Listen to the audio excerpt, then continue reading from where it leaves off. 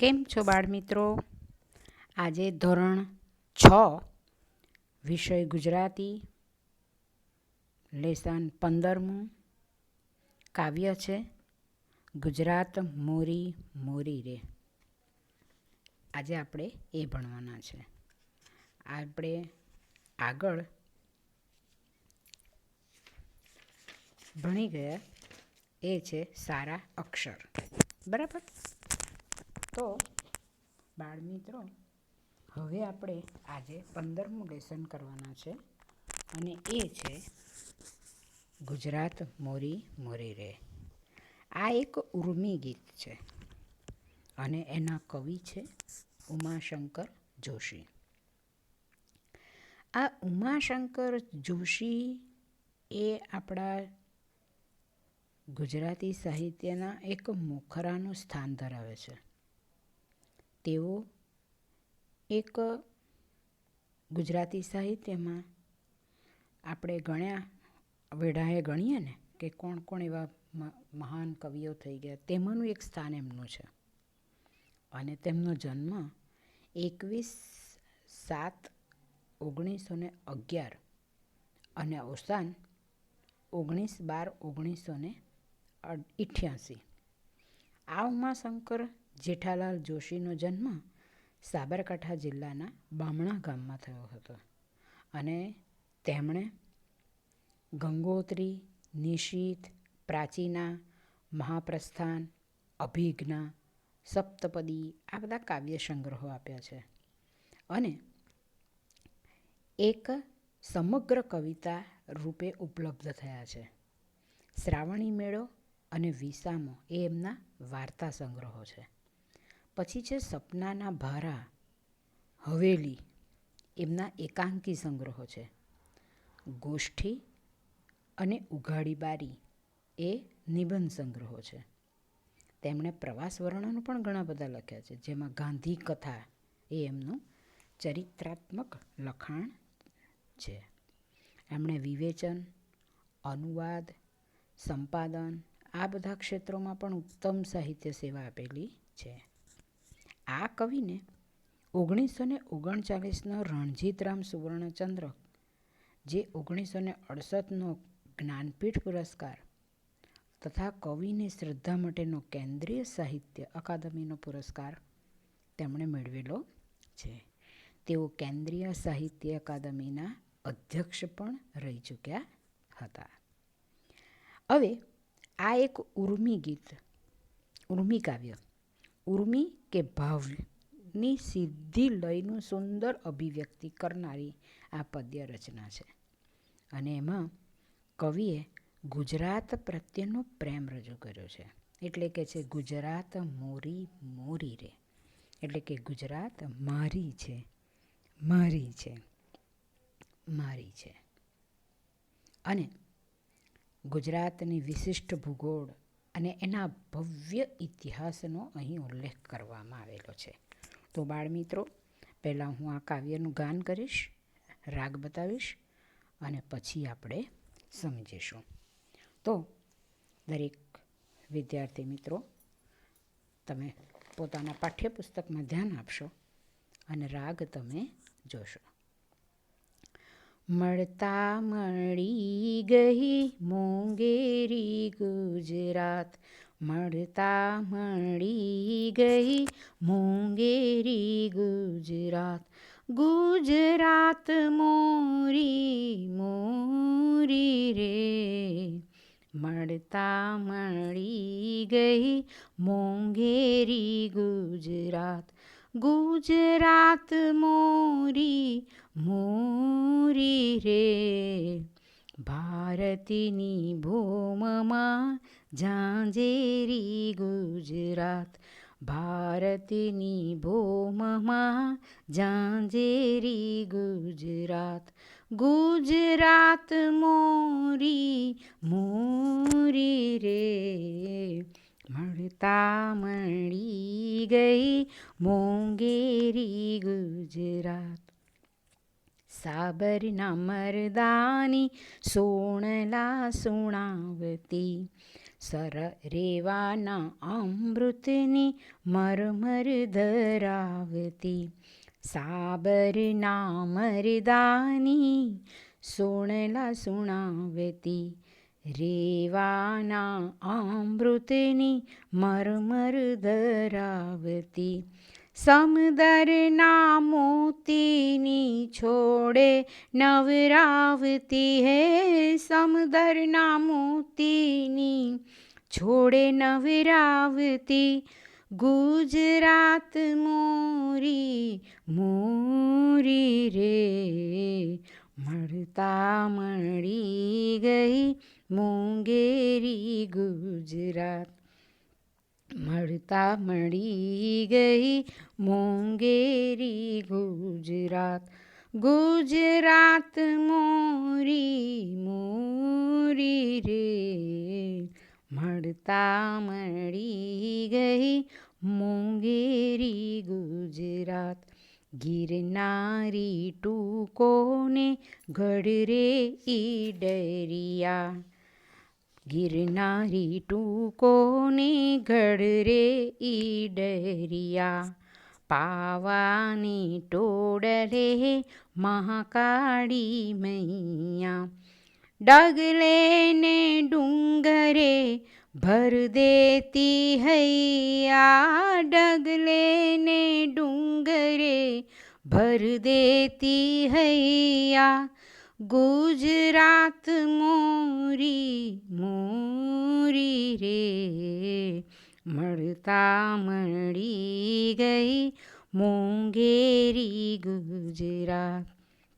ગુજરાત મોરી મોરી રે, મળતા મળી ગઈ મોંઘેરી ગુજરાત, આંખની અમી મીટ ઉમટે ચરોતરે, ચોરવાડ વાડીએ છાતી શી ઉભરે, હૈયાના હીર પાઈ હેત ભરી નીત રે, હૈયાના હીર પાઈ હેત ભરી નીત રે, ગુજરાત મોરી મોરી રે, મળતા મળી ગઈ મોંઘેરી ગુજરાત, ગુજરાત મોરી મોરી રે,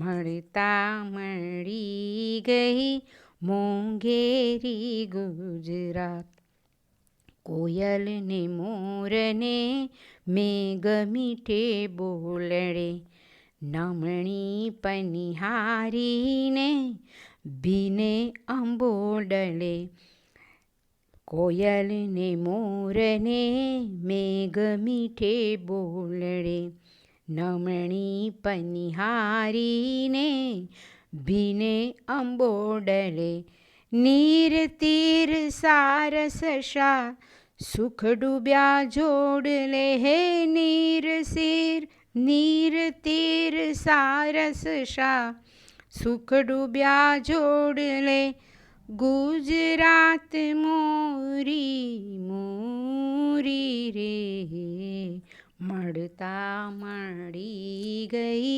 મોંઘેરી ગુજરાત, ગુજરાત મોરી મોરી રે, મળતા મળી ગઈ મોંઘેરી ગુજરાત, નર્મદની ગુજરાત દોહલી રે જીવવી, ગાંધીની ગુજરાત કપરી જીરવવી, એક વાર ગાઈ કે કેમ કરી ભૂલવી, હે એક વાર ગાઈ કે કેમ કરી ભૂલવી, ગુજરાત મોરી મોરી રે, મળતા મળી ગઈ મોંઘેરી ગુજરાત, ગુજરાત મોરી મોરી રે, ભારતની ભૂમમાં ઝાંઝેરી ગુજરાત, ગુજરાત મોરી મોરી રે, મળતા મળી ગઈ મોંઘેરી ગુજરાત, ગુજરાત મોરી મોરી રે, ગુજરાત મોરી મોરી રે, મળતા મળી ગઈ મોંઘેરી ગુજરાત. તો બાળમિત્રો, આ કાવ્યનો આપણે રાગ જોયો. તમને આ રાગ પસંદ પડ્યો જ હશે. તમારી રીતે પણ તમે ગાઈને મોઢે કરવાની છે આ કવિતા. તો બાળમિત્રો, હવે આપણે કાવ્યની સમજૂતી લઈએ. તો આ કાવ્ય 1960ની મેની 1લી તારીખે જ્યારે ગુજરાત રાજ્ય મહારાષ્ટ્ર એટલે કે મુંબઈ રાજ્યથી અલગ થયું ત્યારે આ કવિતા લખાઈ હતી. અને આમાં કવિએ ગુજરાતની મહિમા ગાઈ છે. કહે છે કે મળતા મળી ગઈ મોંઘેરી ગુજરાત, ગુજરાત મોરી મોરી રે. કહે છે મળતા તો મળી ગઈ આપણને આ ગુજરાત, અને એ મેળવવાની કપરી હતી. અને એ અનેક ક્ષેત્રે આગળ પડતી એવી આ ગુજરાત આપણને મળતા મળી ગઈ. એટલે મળતા મળી ગઈ મોંઘેરી ગુજરાત, ગુજરાત મોરી મોરી રે, ગુજરાત મારી છે મારી છે મારી છે. ભારતની ભૂમિમાં ઝાંઝેરી ગુજરાત. કે છે કે આ ભારતનો આખો નકશો તમે જુઓ તો તમે આ ચોપડીમાં જુઓ છો તો ગુજરાતનો નકશો કેટલો મોટો, ગુજરાતનો તમે નકશો જોયો ને કેટલો મોટો છે. તો કહે છે કે ભારતના નકશામાં ભારતની આખી ભૂમિ છે એ ભૂમિમાં ગુજરાતનું ખાસ મહત્ત્વ ધરાવતી ભૂમિ છે. એટલે કે ભારતના તમામ રાજ્યોમાં ગુજરાત એક વિશિષ્ટ મહત્ત્વ ધરાવે છે. એની વિશિષ્ટતા ગુજરાત મારી છે મારી છે. આ વિશિષ્ટતા બી ધરાવે છે, એનું મને ગર્વ છે. અને એટલે કહે છે કે ગુજરાત મારી છે મારી છે. આગળ કહે છે સાબરના મરદાની સુણલા સુણાવતી. સાબરના એટલે સાબરમતી નદીના, મરદાની એટલે કે મરદાનીથી ભરેલા, એટલે કે સાબરમતીના મરદાનગી ભરેલા સ્વપ્નો, વીર કથાઓ એ યાદ કરાવે છે. સાબરમતીના કોણ વીર? સરદાર વલ્લભભાઈ પટેલ, ગાંધીજી, જવાહરલાલ નહેરુ, આ બધા સાબરમતી આશ્રમમાં ગાંધીજી રહેતા ને. તો એ મરદાનગીથી એમણે સ્વતંત્ર દેશને આપ્યો હતો, દેશને સ્વતંત્ર કર્યો હતો. સુણલા સુણાવતી એટલે એના સ્વપ્નો આપણને યાદ કરાવે છે. અને રેવાના અમૃતની મરમર ધરાવતી. એટલે કહે છે કે સાબરમતીના મરદાનગીને ભરેલા સ્વપ્નને યાદ કરાવે છે.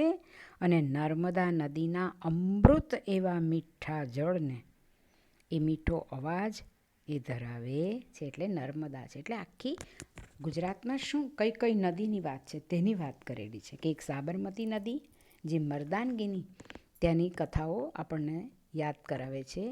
અને રેવા એટલે કે નર્મદાની અમૃત એનું જળ, એનો મીઠો અવાજ અહીંયા જોવા મળે છે. સમુદ્રના મોતીની છોડે નવરાવતી. એટલે કે સમુદ્ર એટલે સમુદ્ર, સમુદ્રના ગુજરાતનો જે કિનારો છે, સાગર કિનારો છે ને, એટલે તે સમુદ્રના મોજાથી મોતીની છોડે નવરાવતી. એટલે મોતીના મોજાને છલકાઈ રહ્યા છે. એટલે કે મોતીઓથી છલકાતો એ જાણે ગુજરાતને નવડાવી રહ્યો છે. એના મોજા ગુજરાતની તટ પર પડે ને એટલે જાણે નવડાવે છે. તમે આમાં જોઈ શકશો.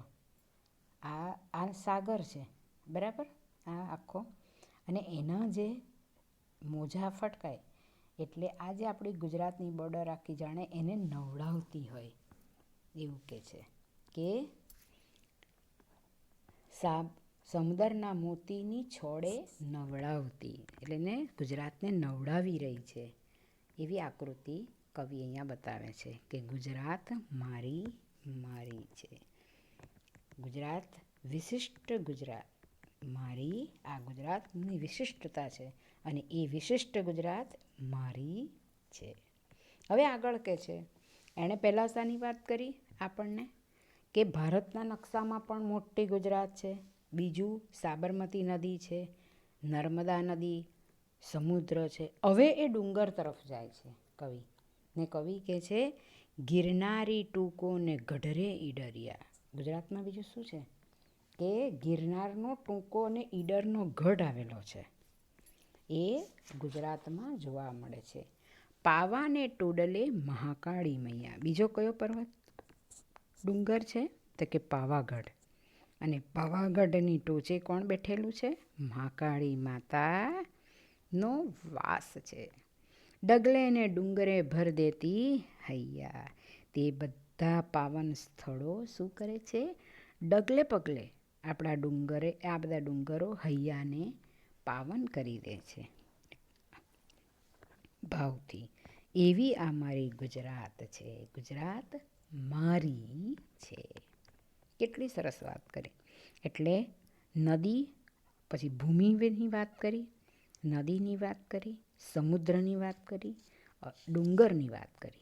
હવે એ શું કહે છે કવિ આગળ કે આંખની અમી મીટ ઉમટે ચરોતરે. કવિ અહીંયા કહે છે કે તમે જ્યાં સુધી જુઓ ગુજરાતને તો ચરોતર ગામ ખરું ને પટેલોનું, એ આંખની અમીથી ભરેલું જોવા મળે છે, નજરે પડે છે. પછી શું કહે છે? એટલે ચોરવાડ, આંખની અમી મીટ ઉમટે ચરોતરે, ચોરવાડ વાડીએ છાતી શિવરે. એટલે કે ચોરવાડ જેવું વિહારધામ, જે એ જોઈને આપણી છાતી પણ ઉભરાઈ જાય છે. સૌરાષ્ટ્રના દરિયાકાંઠાનો વિસ્તાર છે અને આપણું હૈયું ભરાઈ આવે એવું ચોરવાડ વાડીએ છાતી સી ઉભરાઈ જાય તેવું છે. હૈયાના હીર પાઈ હેત ભરી નીતરે. એટલે હૈયામાં પ્રેમ, હીરા જેવો પ્રેમ પીવડાવીને તે સદાય હેત વરસાવતી રહે છે. હેત ભરી નીતરે એટલે સદા તે હેત વરસાવતી રહે છે. ત્યાંના લોકો એટલા બધા પ્રેમાળ છે, ગામડાના લોકો, અને એ લોકો પણ પ્રેમાળ અને પ્રેમ આપ્યા કરે છે. એ લોકોના હૈયા કેવા ચોખ્ખા અને હેત વરસાવ્યા કરતા હોય તેવા છે. તેવી આ ગુજરાત મારી છે, મારી છે. મોરી મોરી રે. આગળ હવે પક્ષીની વાત કરતા કહે છે કે કોયલને મોરને મેઘ મીઠે બોલડે, નમણી પનિહારીને ભીને અંબોલડે. હવે આગળ કહે છે પક્ષીઓની વાત કરતા કહે છે કે કોયલ અને મોર એ મેઘ મલ્હાર જેવા મીઠા ટહુકા કરે છે, અને નમણી પનિહારી એટલે કે પાણી ભરવા જતી સ્ત્રી તે કેવી છે? નમણી છે. અને તે કેવી છે? ભીને અંબોલડે એટલે નાઈને તરત નીકળી હોય એને અંબોળો એનો ભીનો છે. નીર તીર સાર સસા સુખ ડૂબ્યા જોડલે. એટલે આગળ કહે છે જળકાંઠામાં સારસ બેલડીની જેમ સુખમાં ડૂબેલી જોડીએ અહીં જોવા મળે છે. એવું આ ગુજરાત મારી છે, મારી છે. નીર તીર સાર સસા સુખ ડૂબ્યા જોડલે. એટલે આ સરોવરના કિનારે શું જ સારસ અને સારસી, એનો પ્રેમ બહુ, પ્રેમનું ઉદાહરણ આપવું હોય તો સારસ અને સારસીનું ઉદાહરણ આપવામાં આવે છે કે જો સારસ મરી જાય તો એની પાછળ સારસી મરી જ જાય, એ જીવતી નથી. એટલો વિરહ એનાથી સહન થતો નથી. એટલે સુખ અને દુઃખમાં બેઉ સાથે જ રહે છે અને અત્યંત સુખી છે એ લોકો. સુખમાં તરબોળ થઈ ગયેલી આ જોડલી આ ગુજરાતમાં જોવા મળે છે.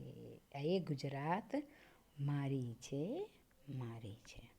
હવે આગળ કહે છે, નર્મદની ગુજરાત દોહલી રે જીવવી, ગાંધીની ગુજરાત કપરી જીરવવી. બહુ ફાઇન. હવે આખા કાવ્યમાં આ એક મસ્ત વાત કરેલી છે કે નર્મદ એટલે કવિ નર્મદ. આ કવિ ના આ કવિ એક આપણા ગુજરાતી સાહિત્યના થઈ ગયા. નર્મદ, વીર નર્મદ કે છે ને તે. અને એક કવિ નર્મદની ગુજરાત છે, જેના જમાનામાં જીવવું કેવું હતું? મુશ્કેલ હતું. અને બીજું કોણ? ગાંધીની ગુજરાત કપરી જીરવવી. અને બીજા કોણ થઈ ગયા? મહાત્મા ગાંધીની ગુજરાત છે. એ મહાત્મા ગાંધીની નું જીવન પણ એવું કપરું હતું. જીવવી કપરી હતી એ જીવન પણ. અને આ વાત એકવાર ગાઈ કે કેમ કરી ભૂલવી. એટલે આ વાતને, આના ગુણગાન આપણે એક જ વાર ગાઈ અને કેમ ભૂલી શકાય? એવું ભૂલાય નહીં. એટલે કેમ કરીને ભૂલી શકાય? એ તો મહાત્મા થઈ ગયા ગાંધીજી. અને એક જમાનાના કવિ નર્મદે પણ બહુ જ લખીને લોકોનું હૃદય પરિવર્તન કર્યું હતું. લોકોને જાગૃત કર્યા હતા એમણે. એવા બધા કવિતાઓ, એવા લેખો એમણે લખ્યા હતા. અને એમણે આપેલો આ ફાળો, એમણે આપેલું પોતાનું જીવન આખા આ ગુજરાત માટે, દેશ માટે, તો એના ગુણગાન એક જ વાર ગાઈને કેમ ભૂલી જવાય? એવી મારી આ ગુજરાત મારી છે, મારી છે. ભારતની ભૂમિમાં ઝાંઝેરી ગુજરાત. ભારત ભૂમિમાં તમામ રાજ્યોમાં ગુજરાત એક વિશેષ મહત્ત્વની છે. તમે અત્યારે પણ જુઓ ને કે ગુજરાત કેટલું મુખરે છે અત્યારે. અને એનું વિશેષ મહત્ત્વ છે. ગુજરાત મોરી રે. આ ગુજરાત મારી છે, મારી છે. મળતા મળી ગઈ મોંઘેરી ગુજરાત. આ મોંઘેરી ગુજરાત આપણને મળતા મળી ગઈ. એ ગુજરાત મારી છે, મારી છે. આમ સમગ્ર કવિતામાંથી લેવાયેલી આ કવિતા ખૂબ જ સુંદર રીતે અહીંયા કવિએ રજૂ કરેલી છે.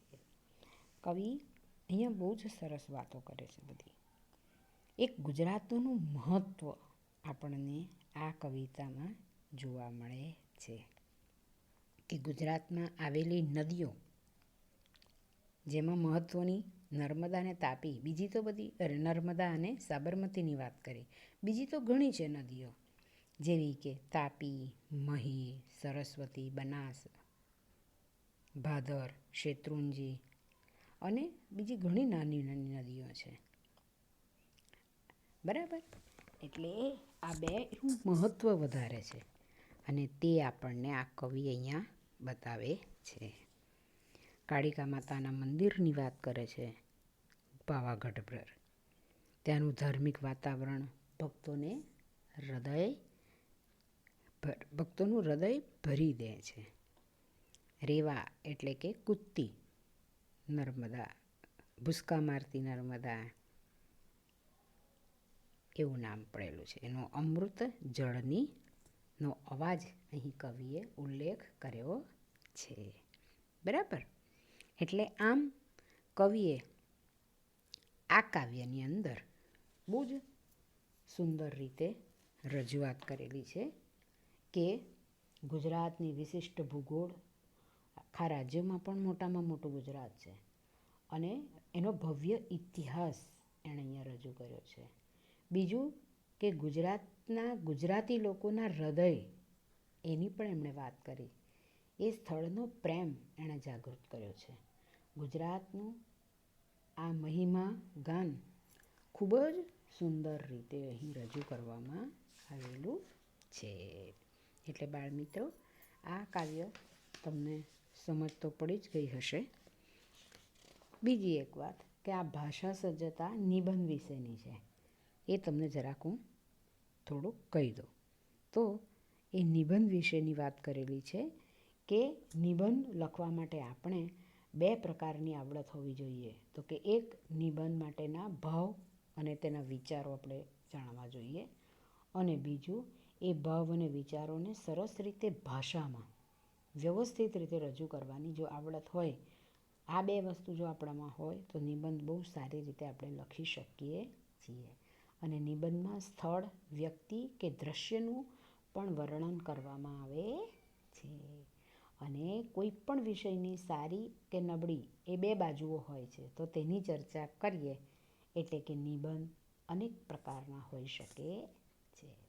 બીજું કે સરસ નિબંધ લખવાની શક્તિ વિકસાવવા માટે આપણે શું કરવું જોઈએ? તો કે ઉત્તમ પુસ્તકોનું વાંચન હોવું જોઈએ. સાંભળેલી કે વાંચેલી બાબતોનું આપણે વિચારો કરવા જોઈએ.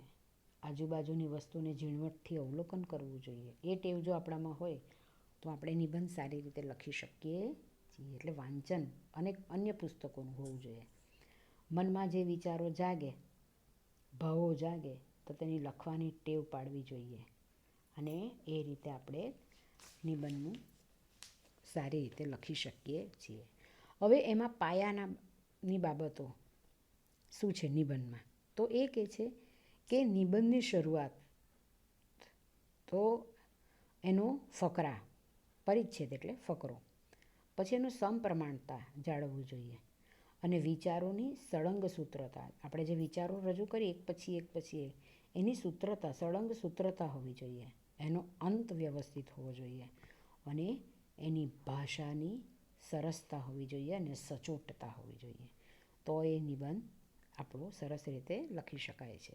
હવે નિબંધના પ્રકારોનું વર્ગીકરણ નીચે પ્રમાણે કરી શકાય છે. તો વર્ણનાત્મક નિબંધો હોય તો એની અંદર કેવા આવે? તો કે પ્રકૃતિ વર્ણન, એટલે કે ધારો કે નદીની આત્મકથા, પછી ઉનાળાનો બપોર, એ બધા પ્રકૃતિ વર્ણનો છે. પછી સ્થળ વર્ણન, એટલે આપણે નર્મદાનો પ્રવાસ, પછી એક મુલાકાત, તો એ બધા સ્થળ. પછી પ્રવાસ વર્ણન અને તહેવાર વર્ણન, હોળીના તે બધું આપણે લખીએ તે વર્ણનાત્મક કહેવાય. હવે સંસ્મરણાત્મક એટલે સ્વાનુભવો, સંસ્મરણો અને પ્રિય વસ્તુના સ્મરણ, એટલે મારો બાળપણના સંસ્મરણો, આપણે કહીએ ને બાળપણમાં કરેલા સંસ્મરણોની તો નિબંધ લખી શકાય છે. એટલે તેને સંસ્મરણાત્મક નિબંધો કહેવાય. ત્યાર પછી છે વ્યક્તિચિત્ર, એટલે કોઈ પણ એક ચરિત્ર નિબંધ, ગાંધીજીની આત્મકથા, કે પછી તમે કોઈ સરદાર વલ્લભભાઈ પટેલ વિશે લખો, કે તમે રવિશંકર મહારાજ વિશે લખો, કે તમે સ્વામી વિવેકાનંદ વિશે લખો, એટલે તે વ્યક્તિચિત્ર કહેવાય છે. એની વિશેષતાનું ટૂંકમાં ચિત્ર અપાય છે. હવે આત્મકથાત્મક એટલે કોઈ પણ વ્યક્તિ કે વસ્તુ પોતાની કથા કહેતું હોય એ રીતે, ચંપલની આત્મકથા, ફૂલની આત્મકથા, એ તમે લખી શકો છો. બરાબર? એટલે દાખલા તરીકે. અને ચિંતનાત્મક નિબંધ, તો આ નિબંધ ચિંતન વિષયની સારી નબળી બાજુની તુલના કરતા હોય, પ્રસંગ અને નિર્ણયની યોગ્યતા બતાવતા હોય, ટેલિવિઝનના લાભ અને ગેરલાભ. બરાબર? તો એ તમે લખી શકો. વિચારની ઊંડાણપૂર્વકની રજૂઆત એ મુખ્ય હોય છે. એટલે બાળમિત્રો, આ ભાગ 1ની અંદર આપણે કવિતા સમજ્યા, કવિતાનું ગાન કર્યું અને ભાષા સજ્જતા સમજ્યા. એટલે હવે આપણે બીજા ભાગમાં અભ્યાસ અને સ્વાધ્યાયના પ્રશ્નો જોઈશું. તમને સમજ પડી જ ગઈ હશે એવું હું માનું છું. ન સમજ પડે તો ફોન દ્વારા પૂછી શકો છો. લાઈક અને સબસ્ક્રાઈબ કરતા રહેવો, અને ગુડ બાય.